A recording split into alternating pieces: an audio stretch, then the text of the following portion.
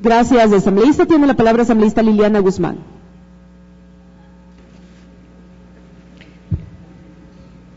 Gracias, compañera presidenta. Yo sí quisiera, en este momento que estamos tratando la Ley Orgánica del Servicio Nacional de Gestión de Identidad y Datos Civiles, no dejar de recordar la importancia que tiene esta ley, esta nueva ley, y no solo ya por lo mencionado por algunos colegas asambleístas por el tema institucional, sino también porque es algo del día a día, porque es el manejar la institucionalidad frente del registro civil que tiene toda la información de las personas, frente a los derechos que como ecuatorianos, ya sea por nacimiento o ya sea por adquirirlo, pero que como personas tenemos el derecho a tener una identidad.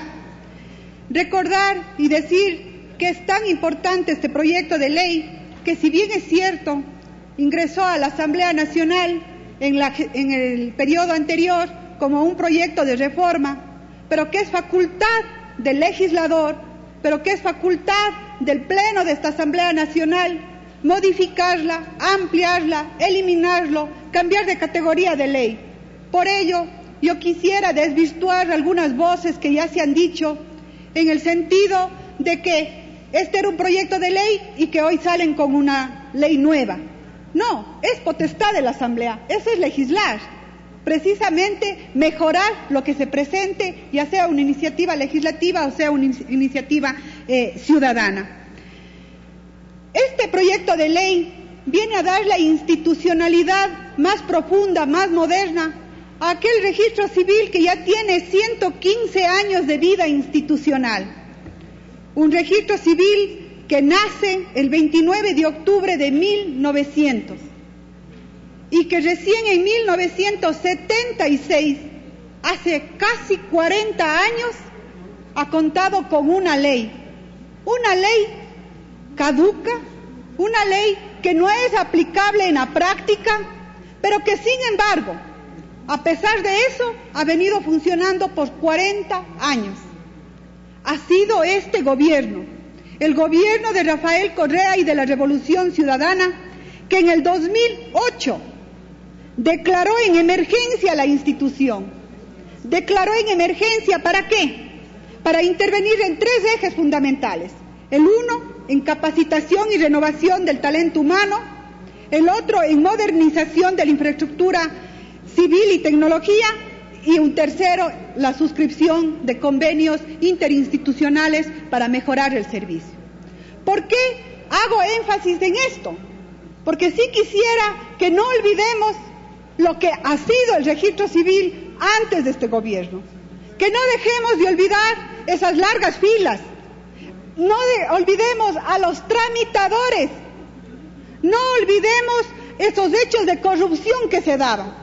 Por ello, ayer, que se recordaba el día de la no corrupción, es importante hacer homenaje precisamente con esta ley, porque se vino a romper muchos de esos esquemas y de esas mafias de lo que era el viejo registro civil, que lo tuvo la decisión política del gobierno nacional para poder mejorar y hoy contar con lo que es el registro civil, que tiene 179 agencias distribuidas en 24 provincias del Ecuador.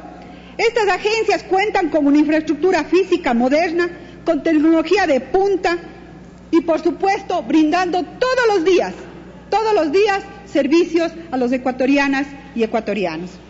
Por supuesto, también el registro civil, a pesar de no tener una ley actualizada, se ha ido modernizando en la aplicación de la política pública y sobre todo de su gestión. Es por ello, recordemos, aquello que tiene que ver con las políticas de género.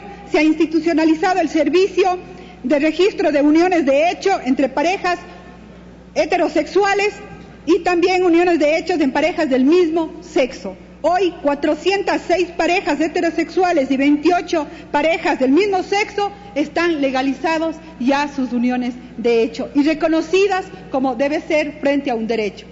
Quería hacer énfasis con este antecedente, compañera presidenta y colegas asambleístas, para no dejar pasar de alto esa vieja institucionalidad del registro civil que, a pesar de tener una ley caduca, logró transformar de manera oportuna y eficiente su institucionalidad. Pero bienvenido sea hoy este nuevo proyecto de ley que, sin lugar a duda, va a garantizar la mejor manera la eficiencia de sus servicios. Frente a este antecedente, compañero ponente, sí quisiera permitirme hacer algunas observaciones al proyecto que ha sido presentado para este segundo debate.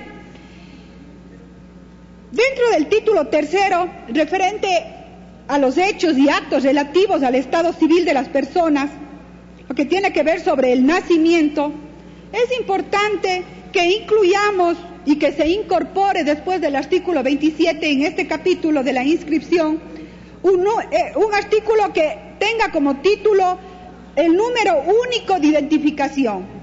Es decir, que al nacido vivo se le asignará un número único de identificación relacionado con los elementos biométricos de la persona, de tal manera que permita individualizar a la persona desde su nacimiento, garantizando así la identidad única.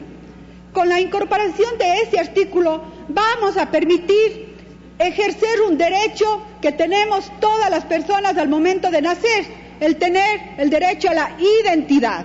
Lamentablemente existen demoras en la inscripción hasta obtener el número, pero si ya en el documento de la inscripción del nacido vivo se puede ya incorporar y asignarle el número de identidad único. Incluso eso va a contrarrestar algunos efectos secundarios dañinos, como el tema del plagio.